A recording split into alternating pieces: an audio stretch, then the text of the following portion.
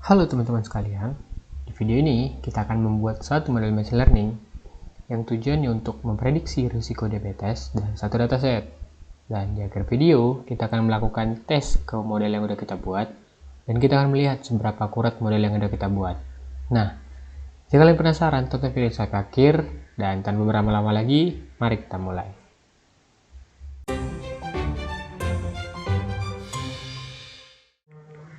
Oke, kita akan membuat satu model machine learning.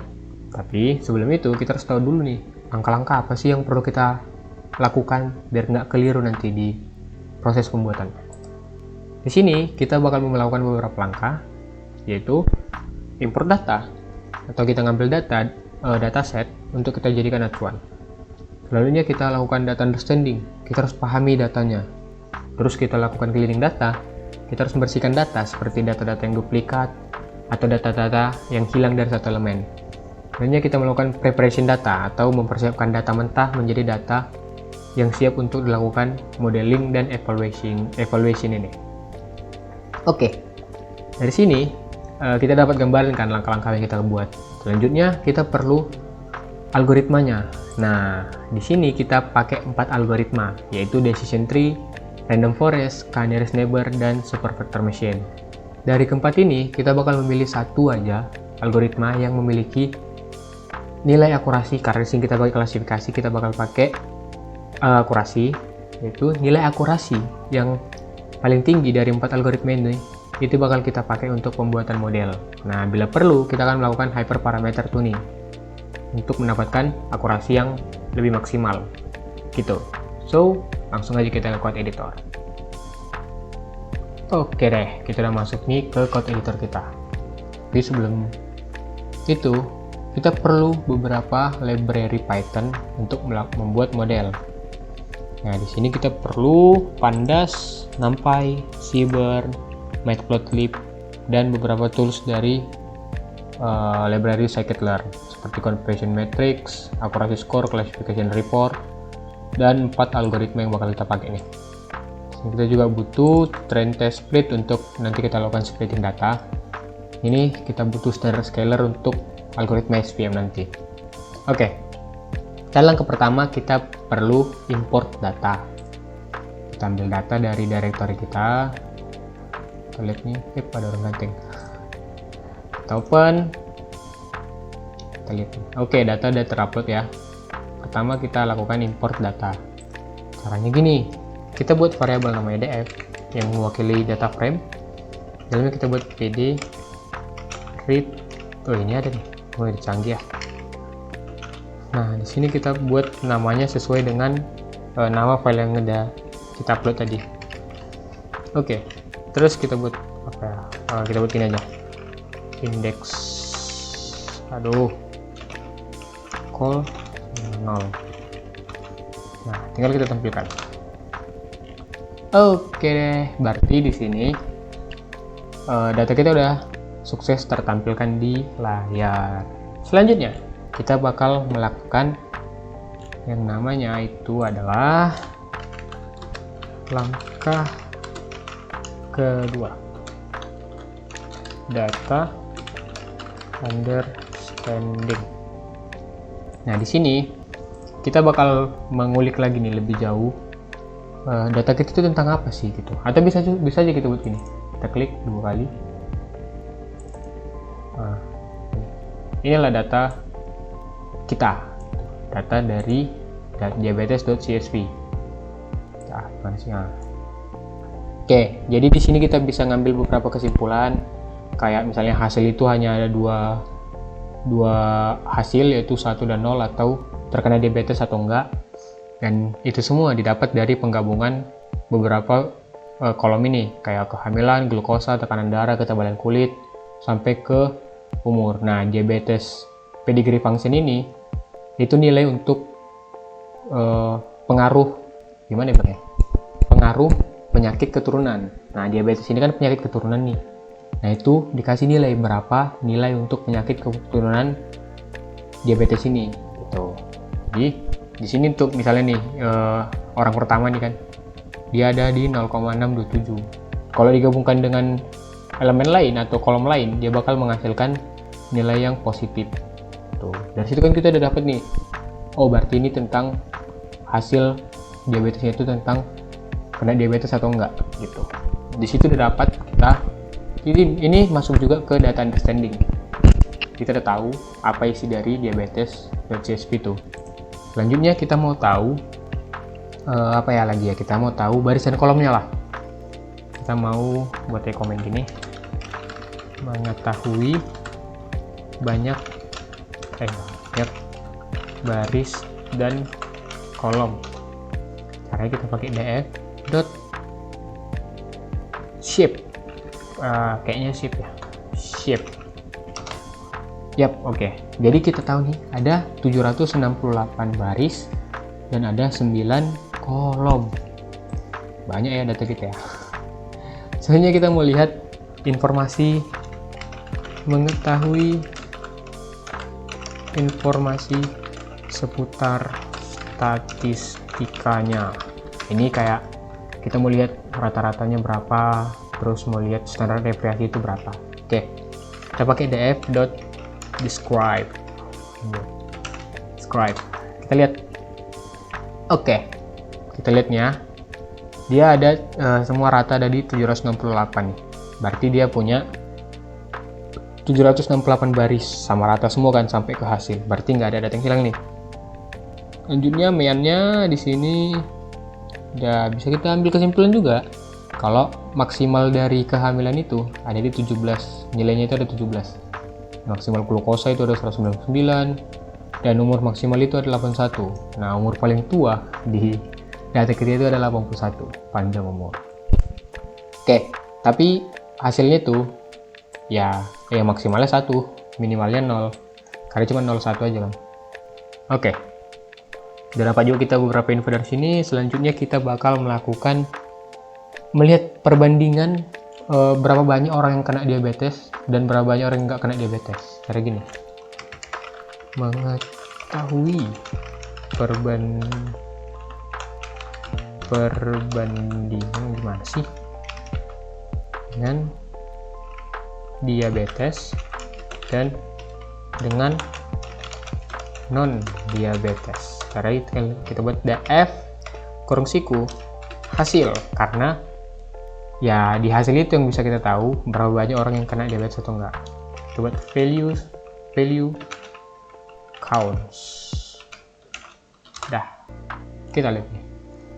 Nah, di sini hasilnya ada 500 orang yang tidak terkena diabetes dan ada 268 orang yang kena diabetes. Nah, ini kan datanya jauh ya, hampir setengah lah ya, hampir setengah ya, hampir setengah, kurang 18. Oke, selanjutnya kita mau lihat seputar tipe datanya itu apa aja sih dari tiap kolom itu. Kita mau lihat mengetahui tipe data dan df.info informasi. Nah, ini kita lihatnya. Di sini ada data type, itu ada integer dan ada 2 yang float. Itu ada BMI sama diabetes pedigree function. Ini nggak apa-apa sih sebenarnya kalau float gini, asal dia nggak string aja lah. Oke, setelah ini kita udah dapat kan beberapa info nih. Ini untuk 4 info ini kita dapat narik kesimpulan lah, udah terwakilkan lah untuk data understanding gitu. Selanjutnya langkah ketiga itu kita bakal melakukan namanya langkah ketiga itu adalah cleaning data. Cleaning data. Oke, apa yang kita bakal lakukan di sini? Kita buat code dulu nih. Pertama kita mau lihat ada nggak ya data yang hilang sini. Melihat data yang hilang. Ada nggak ya data yang hilang? df, kita pakai df is null. Terus kalau misalnya ada, kita jumlahkan ada berapa gitu. Kita lihat, ternyata tiap elemen itu nggak ada data yang hilang. Ini bisa aja sih kita lihat satu-satu untuk elemennya. Misalnya gini kan, kita buat kehamilan. Bisa nggak ya gini ya? Oke, ternyata nggak bisa. Oke. Berarti cuman gini aja. Oke, berarti di sini kita dapat simpulkan ya, nggak ada data yang hilang dari tiap elemen, dari kehamilan bahkan sampai ke hasil itu nggak ada. Nah, selanjutnya kita mau melihat apakah ada data yang duplikat, karena ini bakal jadi PR kali untuk kita. Caranya kita buat df duplicated. Udah deh, tinggal kita zoom segampang itu. Kok gini? Oh gini, sorry. Nah ini kita habiskan satu. Oke. Ternyata di data kita itu juga nggak ada data yang duplikat. Jadi bersih nih, nggak ada data yang hilang, nggak ada yang data duplikat juga. Oke, mungkin kita udah cukup ya sampai di situ. Udah nggak ada data yang hilang, nggak ada yang data duplikat, apa lagi? Kita masuk ke langkah keempat. Jangan jadi dulu. Langkah keempat itu exploratory data analysis atau disingkat EDA atau EDA, tapi kalau di Wibata ini beda lagi artinya, EDA. Oke, pertama kita mau lihat di EDA ini, kita mau, kan tadi nih bentuknya cuman angka-angka gini kan, ribet lah nengoknya. Nah kita mau lihat secara visual aja biar lebih wow gitu, lebih menarik lah. Oke, pertama kita mau buat visualisasi distribusi atau grafik dari umur lah, misalnya dari umur. Kita buat gini. Mana tadi? Nah ini. Kita buat dia, pertama kan kita pakai library dari Matplotlib. Tadi kan udah kita inisialisasi bahwasannya Matplotlib itu kita ganti namanya jadi PLT. Sini tadi. Ada nggak ya? Nah ini, jadi PLT. Jadi bersingkat aja kita buat gitu. PLT dot, kita buat ukurannya dulu. Ukuran dari si gambarnya itu nanti berapa? Tuh, pick size misalnya kita buat 10,7 ya. Terus kita buat sns dot hisplot. Kok ini? Dot hisplot. Nah, datanya kita ambil dari df. Dan X nanti bakal menampilkan siapa? Ya, dia bakal menampilkan yang kita mau, yaitu umur. Selanjutnya kita mau diagram batangnya itu berapa? Kita misalnya mau diagram batangnya itu 10 aja lah, udah batasnya. Terus kita buat juga untuk garis pembatasnya, yaitu KDA. Kita pakai dia. Kita buat true. Selanjutnya kita mau buat colornya. Colornya misalnya blue aja. Oke. Sini kita pakai PLT lagi, kita buat titelnya apa, misalnya visualisasi kolom umur. Terus untuk label di X nanti itu adalah umur. Sebenarnya untuk di Y label adalah frekuensi. Ya, canggih sekarang ya. Nah, kita lihat nih kan, dari sini kan kita lebih fresh lah pikirannya, tapi kebesaran ya. Kita buat ini aja ya, 7,5 aja lah udah. Nah, kecil udah. Begini kan kita gampang nih ngambil kesimpulan. Nah, jadi kita bisa lihat dia grafiknya itu turun. Tuh, distribusi paling banyak itu dari antara 20 sampai 30 tahun umurnya. Paling dikit di umur 70 sampai 80. Dari data kita itu. Nah, untuk umur berarti kita udah tahu kan distribusinya gini nih, paling banyak di 20. Kita mau lihat lagi nih distribusi untuk kolom lain gitu. Kita lihat di mana lagi ya, di glukosa lah, misalnya glukosa. Ini udah tinggal pakai hal yang sama, visualisasi data glukosa. Nah, di sini tinggal kita pakai PLT gitu aja lagi kayak yang tadi. Udah kita copy paste aja lah ya, sama kok. Oke. Sini tinggal kita ganti, ininya adalah apa tadi ya, glukosa. Dan bosan sih biru, kita buat misalnya yellow. Visualisasi kolom glukosa. Umur enggak umur, kita pakai glukosa tadi ya. Tinggal kita run, kita lihat sini nggak kelihatan guys ya. Nah, kelihatan lah ya, ini yang kuning nih. Oke, distribusi terbanyak dia hanya dinilai 100 sampai 125, dan terkecilnya itu ada di 25 sampai 30 lah, 30 40 nih ya. Ini di sini dikit kali. Oke, di sini juga kita udah dapat kesimpulan kan, terbesarnya itu ada di 100 sampai 125. Nah, distribusi normal itu ada di distribusi bell curve, atau ya dia bentuk lonceng gitu. Ini kan udah hampir bentuk lonceng kayak tadi nih, apa nih, bentuk gunung. Nah, bentuk lonceng ini itulah distribusi yang normal, tapi ini agak kurang apa ya, kurang berbentuk gitu. Dari sini udah dapat gambaran juga ya kan. Nah, untuk gambaran kolom-kolom ini kita udah tahu lah ya gimana. Nah, selanjutnya kita mau lihat perbandingan. Tadi kan perbandingannya itu cuman gini kan, cuman gini aja nih ya, jelek kali gitu. Kita mau buat dia dalam bentuk persentase, kita pakai dia bentuk pie. Bentuk pie enggak ya, kayak bentuk pie aja. Tinggal kita buat ini visualisasi kita apa nih, kita hasil.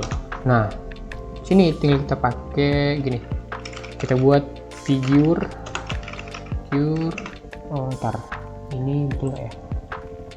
Oke, filter figure, fix size nya, fix size sama aja 7,5.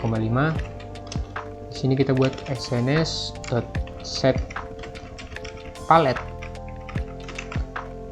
Kita buat misalnya apa ya, pastel. Nah, ini apa arti dari set palette ini? Ini kita mau buat, kan nanti perbandingan dari hasil itu kan dua, antara yang kena diabetes atau enggak. Nah, persentasenya itu dalam bentuk pie mau kita buat nih. Pasti ada irisan kan. Nah, untuk membedakan irisan itu kita pakai dua warna itu beda aja. Misalnya untuk yang non diabetes itu merah, atau dia diabetes itu hijau gitu. Jadi berjomplang bentuknya gitu. Selanjutnya kita tinggal buat df, kita ambil data frame yang kolomnya itu hasil, terus kita buat count kayak tadi value counts, terus kita buat plot. Nah, di sini kita perlu kainnya apa ya tadi, pie ya, kita mau pie. Terus auto pick tuh kita buat di berapa langkoma ya, satu aja lah. Oke, tinggal kita buat plt title, ini udah betul. Oke, kita lihat ada apa ini yang terjadi. Oke, kita kurang membuat F, kita tidak membuat F tadi. Nah, sini kan kelihatan nih ya, ada 65% orang yang tidak terkena diabetes, dan ada 34,9% orang yang terkena diabetes. Nah, arti dari ini apa tadi ya? Kan belum kujelaskan tadi ya. Ini artinya kita mau hasilnya itu nanti satu di belakang koma aja. Tuh, nanti kan kayak gini kan. Ini cuman satu kan. Sini juga cuma satu. Kalau misalnya kita mau 2 di belakang koma, tinggal kita buat gini. 2. Nah, dia bakal membuat 2 angka di belakang koma. Ini 1 dan 0, 9 dan 0. Gitu. Sini juga kita dapat berapa persen orang yang terkena diabetes dan berapa persen orang yang tidak terkena diabetes. Nah, selanjutnya kita bakal melihat visualisasi korelasinya, atau gimana bang, biar kita lihat seberapa erat hubungan antara elemen lain ke elemen lain gitu. Oke, so pertama kita harus buat kode dulu. Pertama kita lihat, gak usah langsung visual ya, kita mau lihat dia gimana bang, mengetahui korelasi antar elemen. Ini kita pakai df.core, udah deh, literan. Kelihatan kan? Ini bisa kita lihat nih, angka-angka ini menunjukkan seberapa erat hubungan antar elemen. Jadi kita buat aja ya korelasinya. Kita buat visualisasi. Korelasi. Kita buat plt.figure.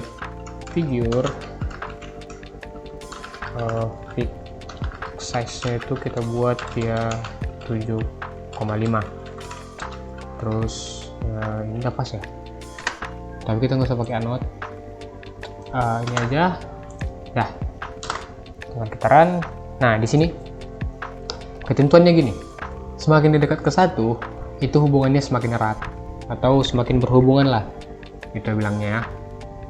Terus kalau dia semakin ke 0 atau menunjukkan ke angka putih, itu hubungannya semakin jauh, jadi nggak ada hubungan sama sekali gitu. Kalau angka 0 itu bisa kita lihat nih di ketebalan kulit dengan kehamilan, itu kan ada putih kan. Kalau misalnya kita lihat angkanya, ketebalan kulit dengan kehamilan itu 0,081, jadi dia kayak nggak ada hubungannya lah gitu, karena udah dekat ke 0.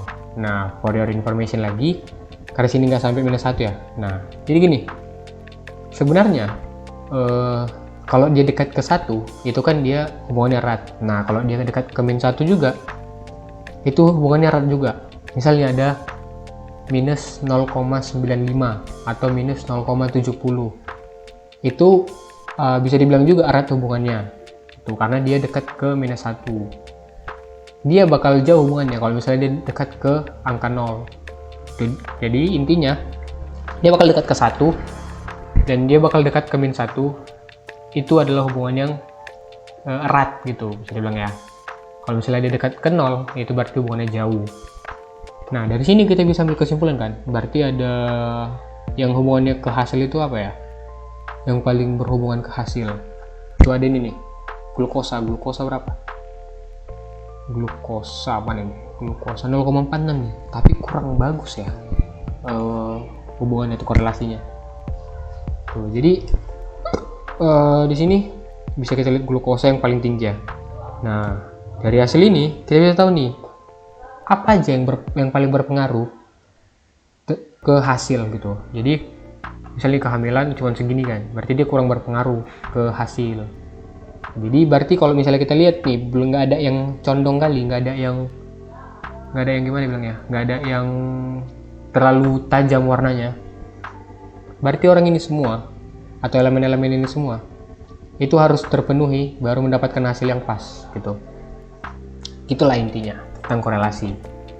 Oke, jadi kita kan udah melakukan visualisasi untuk beberapa data nih kan, untuk beberapa data, untuk data hasil juga. Nah, sebenarnya ini udah bisa mewakilkan untuk proses EDA atau Exploratory Data Analysis.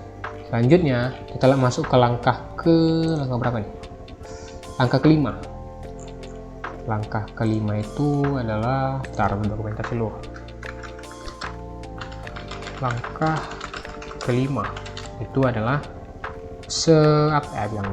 preparation data. Huruf besar. Nah, di dalam ini kita bakal melakukan namanya splitting. Apa itu splitting data? Splitting data itu kita mau membagi data yang kita punya menjadi dua bagian. Satu bagian untuk data uji atau data training, satu bagian lagi untuk data testing atau nanti untuk data uji cobanya. Tuh, jadi nggak sepenuhnya kita kasih data kita itu untuk membuat model. Jadi kita harus bagi juga. Gitu. Oke, kita langsung buat untuk splitting data. Splitting data. Caranya gini. Kita buat variabel namanya X. Terus dari df itu kita mau hapus yang namanya hasil. Kita mau hapus kolom hasil. Nah, selanjutnya kita mau semua baris di kolom hasil itu kita buat juga menjadi dua bagian, terpisah lah dari si elemen lainnya gitu.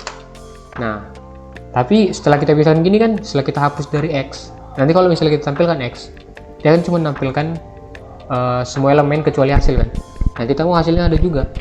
Cara gini, kalau kita tampung kolom hasil di Y. Nah, cara melihatnya ini udah hapus satu enggak, tinggal kita buat X shape terus Y shape. Lihat shape kok nggak ada ya. 768 apa nih? Apa nih tuh? Extrude shape. Nah, terus Y dot shape. Lah, kok X shape, Y shape. Oh, kita buat print aja. Print. Nah, ada nih. Nah, kelihatan kan? Jadi di shape itu ada 76 baris dan 8 kolom. Sementara di shape Y itu cuman ada 768 baris. Berarti bukan nggak ada kolom, tapi ada kolom, tapi cuma satu kolom aja, yaitu kolom hasil. Tuh. Oke, selanjutnya kita mau melakukan teknik yang namanya smoothie. Apa itu smoothie? Smoothie itu kan tadi gini, data kita kalau kita lihat ya di sini bagian ini, data kita kan nggak seimbang nih kan, dia ada berapa ya, pokoknya dia setengahnya ini cuman kan, kita mau dia sama tuh, jadi nanti hasilnya itu sama rata gitu, nggak ada turun naik gini kan. Jadi itu namanya smoothie. Itu kita mau menambahkan data dummy ke sini tuh, jadi datanya bakal tambah biar dia mencapai hasil yang sama dengan ini data di sebelahnya. Tuh, itu namanya smoothie. Caranya itu tinggal kita pakai library dari EMBeller, terus kita pakai oversampling, dan kita pakai tools yang namanya smoothie. Nah, kita buat variabel baru, terus kita buat smoothie dan X smoothie. Kita buat variabel baru lagi, Y smoothie itu sama dengan smoothie dot fit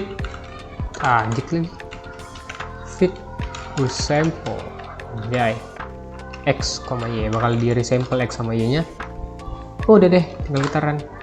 Dah. Selanjutnya kita akan melakukan splitting data akhir, atau kita bakal membagi data menjadi data training dan menjadi data testing. Jadi kita bagi dua tuh. Cara gini, kita buat variabel baru, xtest dan xtrain dan xtest, test dan y train juga y test. Kita pakai tools dari scikit-learn, test split, terus kita buat x smoothie dan y smoothie. Nah, kita buat test size-nya itu, nah, normalnya atau bukan normal sih bilangnya, idealnya untuk pembagiannya itu 8:2. 8 untuk data training dan 2 untuk data testing. Sebenarnya nggak cuma 8:2, bisa juga 7:1 atau 7:3, 9:1. Tapi 9:1 itu udah terlalu apa sih, nanti takutnya overfitting. Nah, jadi kita bakal pakai untuk TSS itu 0,3 aja. Udah, saja biar aman. Terus random state-nya itu 42. Oh, udah deh, tinggal kita run. Udah siap kan? Udah bisa nih kan? Udah lancar ya. Kita masuk ke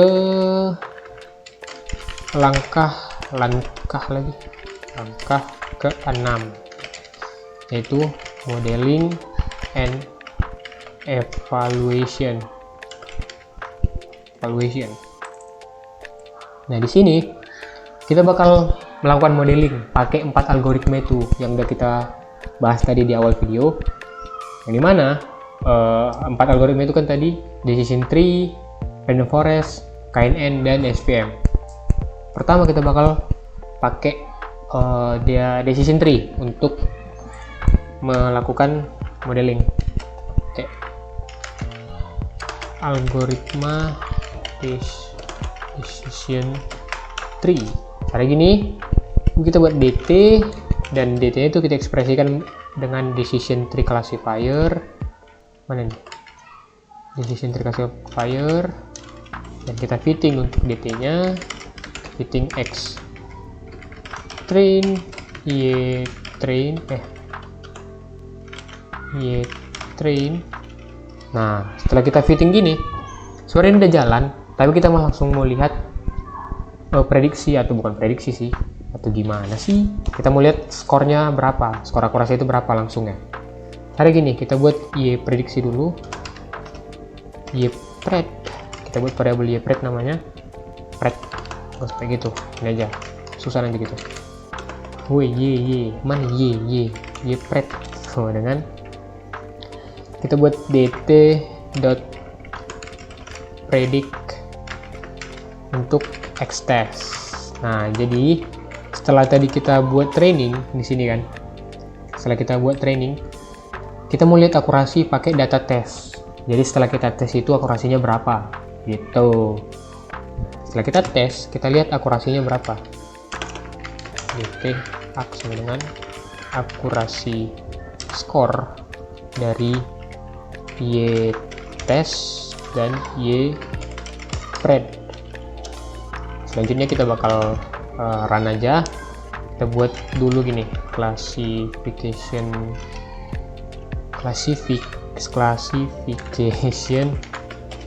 report dari si pred, test dan prediction. Dah. Selanjutnya apa nih? Oh, sorry. Di sini harusnya. Nah. Selanjutnya kita membuat hasil akhirnya. Print, ini kurang satu. Print akurasi algoritma decision tree. Kita buatin dulu. Titik F, titik 2 F, terus di belakangnya persen untuk pengaturan angka koma. Selanjutnya kita ubah menjadi menjadi persenan, dt ak dikali mana ini, dikali 100. Oh, udah, tinggal kita lihat apa yang salah. dt.fit, kenapa ini salah? Hasn't object fit, dt.fit, sorry dong, ini bukan df, itu data frame. Nah, udah di sini kita dapat akurasi untuk algoritma decision tree itu 71%. Tuh. Selanjutnya kita bakal melihat algoritma random forest dengan cara yang sama. Kita buat, nggak sama sih, algoritma random forest. Kita buat rf sama dengan random forest classifier. rf kita fit, apa nih, f kita fit, puji Tuhan, dari x train train. Nah, udah kita fitting, kita lakukan prediksi dengan sama kasih skor, classification report. Kita buat print akurasi. Oke, langsung paham, canggih. Kita lihat dia ada di 82%. Sini udah cukup bagus ya, 82% udah cukup bagus. Selanjutnya kita buat untuk algoritma KNN, nearest neighbor. Untuk algoritma KNN, sini kita buat KNN sama dengan nearest neighbor. Pas nggak ya? KNN predict x-test. Oke, canggih sekarang ya, gila. Meskipun KNN gimana, nggak ada, kayak nggak ada usaha lagi buat ngetik, jir, langsung tahu dia. Oke, sudah pas, tinggal kita run. Kita lihat berapa akurasinya, 76 ya. Setelah lanjutnya kita lihat magic lagi untuk SVM, algoritma SVM. Nah, ini kita buat SVM sama dengan SVC, terus SVM kita fitting fitting untuk X. Langsung ada loh, gila apa ya train gini ya, malas ngetik jadinya ya pred, tapi kita usahakan ngetik. Oke. SPM dot predict dari si X-test, terus SPM akurasi sama dengan akurasi score dari Y-test dan Y prediction spread. Ya kita print aja, tinggal classification report Y-test Y spread. Oke, mungkin panjang ya. Oke, kita tinggal gini kan ya udah. Oke, akhirnya di sini untuk SPM itu ada 79,33%. Nah, tadi kayak aku bilang di awal, kita hanya akan ngambil satu algoritma untuk kita buat model. Kita lihat nih yang mana paling tinggi nih. Yang paling tinggi di sini adalah 82. 80% nih kan? Ya kan? Nah, ini yang bakal kita ambil untuk melakukan modeling. Nah, modelnya ini kita bakal pakai Face API untuk melihat tampilannya gimana. Oke. Tapi sebelum kita masuk ke pembuatan Face API-nya atau pembuatan tampilan sederhananya, kita harus import dulu si Random Forest ini. Mana tuh? Mana tadi Random Forest? Nah, ini. Kita harus import dulu jadi bentuk file pickle atau PKL. Nah, hari ini kita tinggal import pickle, terus kita buat sebuah ini pickle.dump, terus kita ambil rf dan kita open. Kita mau namanya itu apa, misalnya rf model.pkl, kita buat gini wb. Oke, udah tinggal kita tunggu di download. Sabar, agak lama memang. Aduh, mananya file downloadnya? Oke, kita lihat di sini. Kita lihat sudah ada nih rf model. Tinggal kita download aja. Oke, filenya udah di download. Kita tinggal masuk ke Visual Studio Code. Oke, kita udah masuk ke Visual Studio Code-nya, dan di sini kita membuat model. Tapi untuk membuat tampilan model itu kita perlu 4 library boleh tuh. Pertama Face API, Pydantic, Joplib, dan NumPy.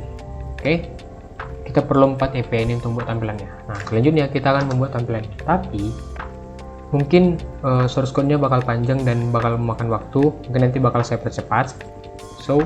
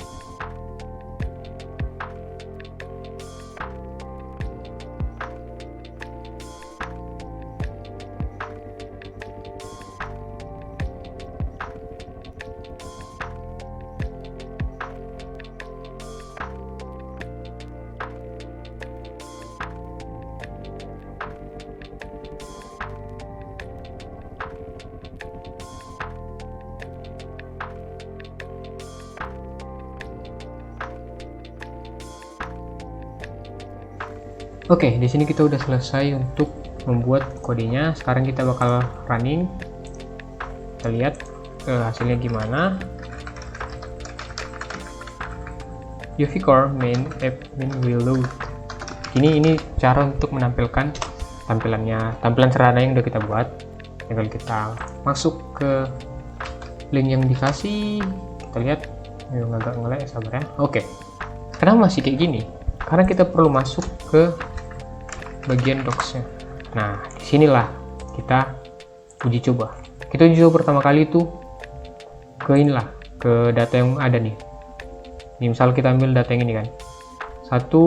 185662926,6 Oke. Berarti di sini 3685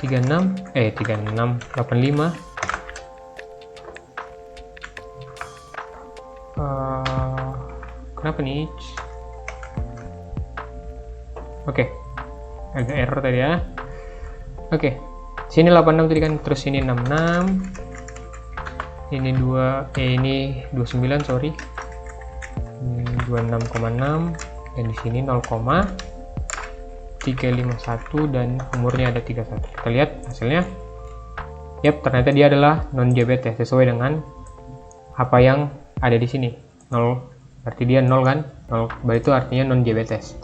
Nah, kita coba yang untuk diabetes. Yang ini satu nih misalnya. 614872. Hafal nih. 614872 terus 35 33,6 0,627 dan umurnya adalah 50. Coba kita lihat. Oke, di sini presisi nih kan, prediksinya dia terkena diabetes sesuai dengan apa yang ada di data. Berarti coba kita ganti-ganti misalnya 60, misalnya 28, terus ininya 348, misalnya 90, terus di sini 20,5 gitu ya kan. Sini 0,620 aja, terus ini 34. Coba kita lihat. Sini adalah dia ternyata tergolong ke non diabetes. Itu jadi berarti model kita itu udah akurat nih. Karena tadi udah kita coba untuk data yang ada di sini dan kita coba juga untuk data dummy. Kita buat sendiri datanya. Oke, jadi itu adalah tampilan dari yang udah kita buat. Oke.